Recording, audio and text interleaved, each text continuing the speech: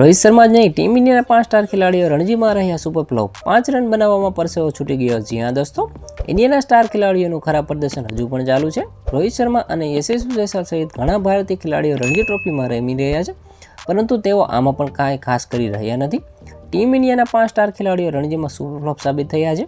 યશસ્વી જયસ્વાલ અને રોહિત શર્મા મુંબઈ માટે રમી રહ્યા છે, જ્યારે રિષભ પંત દિલ્હી તરફથી રમી રહ્યો છે. અને આ સાથે જ રણજી મેચમાં ભારતના કુલ 5 સ્ટાર ખેલાડીઓ સસ્તામાં આઉટ થઈ ગયા હતા. મુંબઈ અને જમ્મુ કાશ્મીર સાથે મુકાબલો ચાલી રહ્યો છે. તેની શરૂઆત ગુરુવારથી થઈ ગઈ હતી.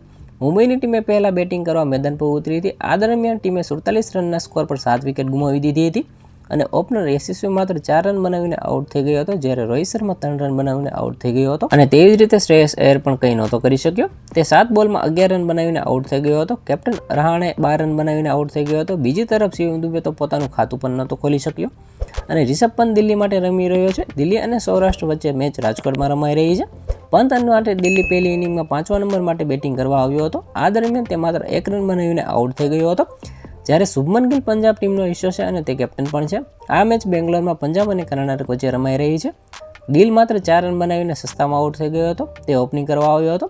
તો આના વિશે તમારું શું કહેવું છે? કોમેન્ટમાં જરૂર જણાવજો. આવા જ વિડીયો માટે અમારી ચેનલ સાથે જોડાયેલા રહો.